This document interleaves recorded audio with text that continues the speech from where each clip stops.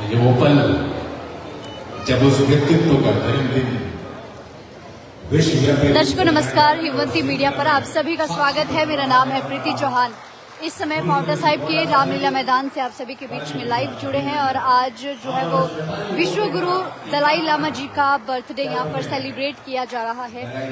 स्थानीय जो तिब्बतीन सेटलमेंट्स है उन्होंने मिलजुल कर आज इस भव्य कार्यक्रम का आयोजन रखा है, जिसमें एडीएम जिला सिरमौर मुख्य अतिथि के रूप में और एसडीएम पांवटा साहिब विशिष्ट अतिथि के रूप में पधारे हैं। इसके अतिरिक्त पांवटा साहिब की बहुत सारी शख्सियतें यहाँ पर आज पधारी हैं।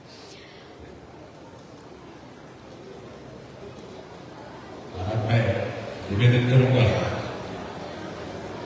सेटलमेंट वेलफेयर ऑफिसर श्री क्लैक चमियान जी से कि हमारे मुख्य अतिथि ने इस अवसर को और भी आकर्षक बना दिया है, तो कृपया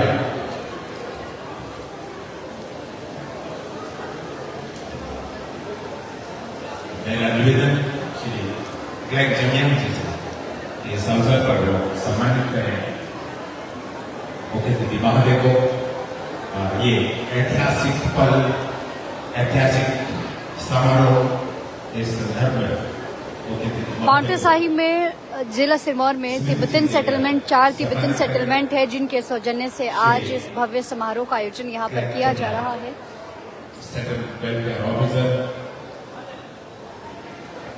श्री आदरणीय श्री एल.आर. वर्मा जी, मुख्य अतिथि बौद्ध धर्म के 14वें गुरु दलाई लामा जी का 90th बर्थडे है और उसे पूरे हिमाचल प्रदेश ही नहीं पूरे विश्व भर में आज सेलिब्रेट किया जा रहा है। इस समय मुख्य अतिथि को सम्मानित करते हुए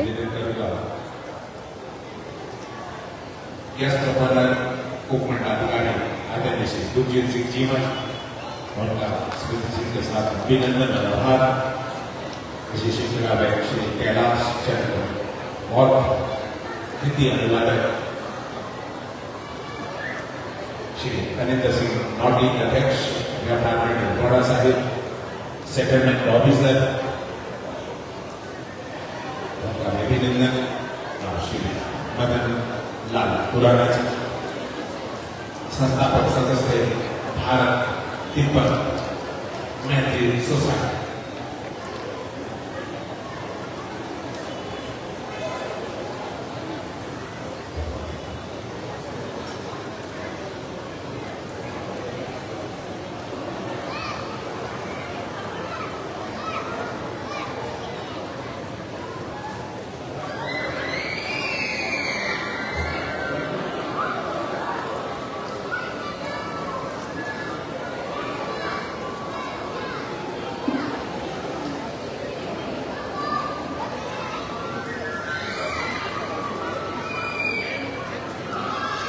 रामलीला मैदान में इस कार्यक्रम का आयोजन किया जा रहा है, जिसमें पांवटा साहिब की बहुत सारी शख्सियतें और जिला सिरमौर की 4 तिब्बतीन सेटलमेंट के लोग यहां पर पहुंचे हैं। बौद्ध धर्म के 14वें गुरु दलाई लामा जी का आज 90th बर्थडे है, जिसको पूरे विश्व भर में सेलिब्रेट किया जाता है। विश्व गुरु जिन्हें विश्व कल्याण के लिए जाना जाता था, आपसी सद्भावना को जो बढ़ावा देते हैं, उनका आज जन्म दिवस है। बरकरार रहने दिया और इसके कारण तिब्बत समाज का पलायन हुआ, निर्वासन हुआ और उनका निवास स्थान बना भारतवर्ष। और भारतवर्ष में भी सबसे शांत और पवित्र भूमि हिमाचल प्रदेश, धर्मशाला में निर्वासित सरकार ने अपने सरकार गुरु की धरती पांवटा साहिब के जस्ट सामने खड़ा होने का अवसर प्राप्त हुआ है। वो ये विशेष आयोजन के लिए इस 20वीं और 21वीं सदी के महापुरुष परम पावन दलाई लामा जी के जन्म वर्ष को मनाने के लिए लोग यहाँ पर उपस्थित हुए हैं। तो सबसे पहले परम पावन जी को तहे दिल से बहुत बहुत शुभकामनाएं कि वो दीर्घायु को प्राप्त हो और हम सभी जो भी मानव जनता है उसका कल्याण तो सबको वर्षों तक रहेंगे इस प्रकार से हमारी प्रार्थना है। जैसा कि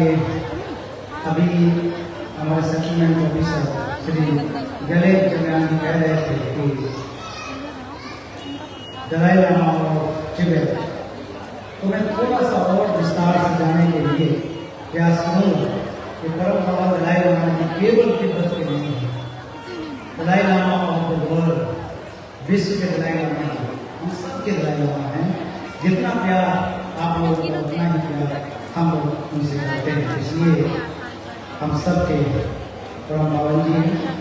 और परम पावन जी के अगर जीवन को देखें तो वो एक कोई सामान्य व्यक्ति नहीं है, क्योंकि जीते जाते इतिहास है, जीते जाते इतिहास। इसलिए कह रहा हूँ कि एक सुदूर कौम में जन्म लेने के बाद 16 वर्ष की अवस्था में तिब्बत की धार्मिक और आध्यात्मिक जिम्मेदारी को संभाला।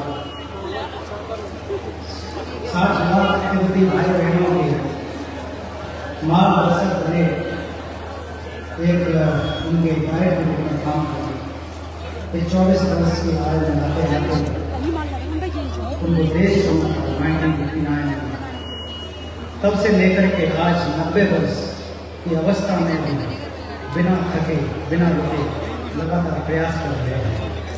इसलिए परम पावन जी एक लिविंग हिस्ट्री के रूप में जाने जाते हैं। और उनका जो योगदान है, तो उनके योगदान को मेरे जैसा व्यक्ति बखान कर पाना संभव नहीं है, उतना ज़्यादा योगदान है। और इस वर्ष को सन 2025 को करुणा वर्ष के रूप में मनाने का उद्देश्य या इसका मकसद यही है कि परम पावन जी ने अपने जीवन में बिना किसी हिंसा का सहारा लेते हुए अहिंसा के सिद्धांत पर चल करके सभी तिब्बती भाई बहनों को विश्व में जहाँ भी है एकत्र रखा, बिना खून का एक खतरा बढ़ाए सभी को संगठित करके रखा। ये आसान नहीं था, इतना आसान नहीं था पिछले 65-70 वर्षों में इस प्रकार के कार्य कर पाऊँ।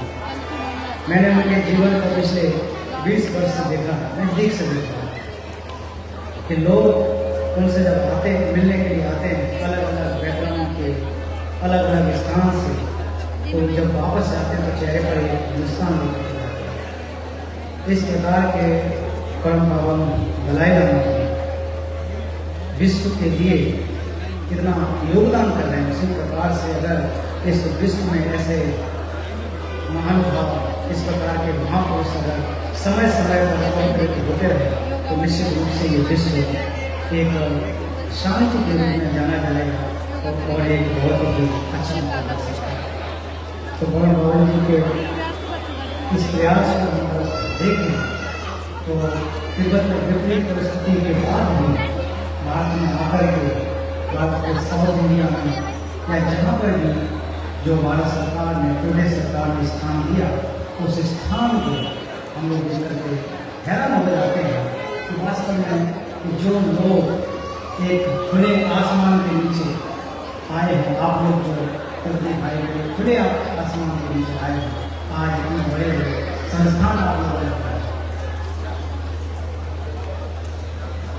जो भले ही चीज है वो कुछ चीजें मिटा सकता है, लेकिन जो दिल में लोगों के है उससे कुछ नहीं मिटा सकता।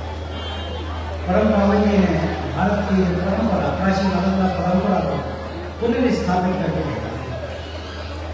केवल एक ही स्थान पर नहीं, भारत के विभिन्न स्थानों पर जहाँ पर हजारों पूरी दुनिया के लोग आकर के अध्ययन का अध्यापन करते हैं और अपने जीवन का उद्धार करते हैं। इस प्रकार से कि मैं ये भाषण देने का अनुभव नहीं है, केवल ये एक प्रकार से इस समारोह में, जन्मदिन समारोह है, ये केवल हम अपने भाई बहन, भारतीय भाई बहन हैं, उनको स्पष्ट रूप से याद दिलाना चाहता हूँ। परम पावन 14वें दलाई लामा जी के जो योगदान है, वो केवल बहुत जगत के लिए योगदान है, ऐसा नहीं, सबके लिए, मानव कल्याण के लिए।